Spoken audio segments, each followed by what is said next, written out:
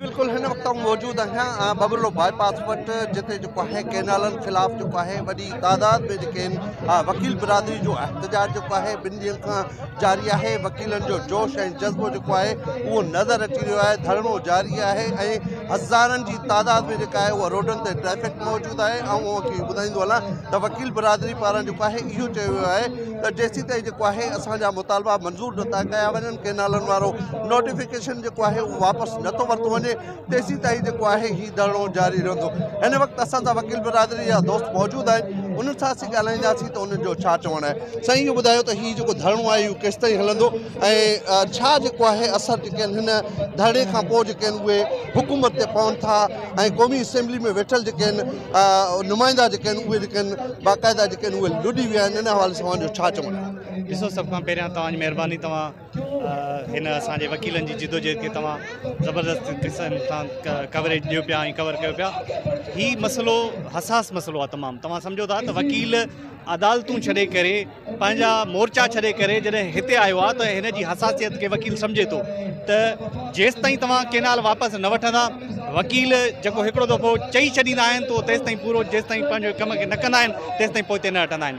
माज़ी असांजो इन ॻाल्हि जो गवाह आहे त असां जॾहिं बि का बि स्ट्रगल कई आहे, का बि जिदोजहद कई आहे त उनखे पाए तकमील ते पहुतायो आहे। असांजो निजो साफ़ ऐं हिकिड़ो ई मौक़िफ़ आहे त इहे केनालनि वारो नोटिफिकेशन बिल्कुलु वापसि वरितो वञे।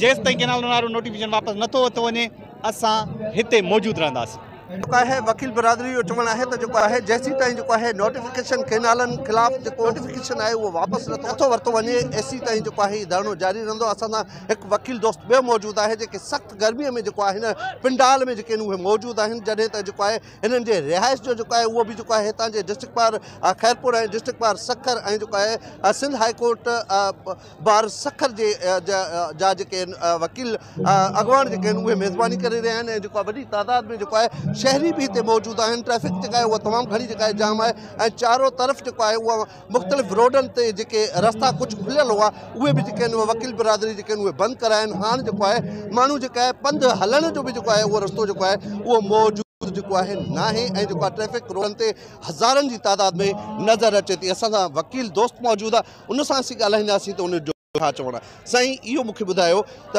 हीउ जेको धरणो हले पियो केसीं ताईं हलंदो ऐं अव्हांजो जेको आहे उहो मुतालबो जेको आहे केनालनि ख़िलाफ़ जेको ठाहियल जेको नोटिफिकेशन आहे उहो जेको आहे नथो वापसि वरितो वञे, तेसीं ताईं हीउ धरणो जारी रहंदो। औज़ुबिल्लाहि मिनश शैतानिर रजीम, बिस्मिल्लाहिर्रहमानिर्रहीम। मां राव ज़ाहिद एडवोकेट साबिक़ा सदर मलीर बार कराची खां परी असां निकितासीं।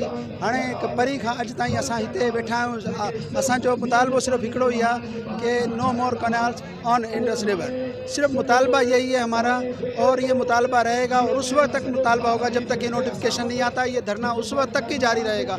इस धरने की किस्मत का फैसला वफाक के उस नोटिफिकेशन से जुड़ा हुआ है, उस नोटिफिकेशन से जुड़ा हुआ है जिसमें वो अपनी इन छः कैनालों की वापसी का वो नोटिफिकेशन निकलते। तो ये हमारा जोशो जुनून जज्बा परसों से जो था वो आज भी उसी तरीके से कायम है और हम यहाँ पर बैठे हैं। जी नाज़रीन, वकील दोस्तनि जो इहो चवणु आहे त हीउ धरणो असांजो एसी ताईं जारी रहंदो जेसीं ताईं जेको आहे असांजा मुतालबा तस्लीम नथा कया वञनि। उन्हनि जो हिकिड़ो ई मुतालबो आहे त कैनालनि ख़िलाफ़ जेको नोटिफिकेशन जारी कयो वियो आहे उहो फौरी तौरु वापसि वरितो वञे। साथी रिपोर्टर गफ़ार छॾण सां गॾु एजाज़ छॾण, कोशिश डिजिटल न्यूज़ सखर।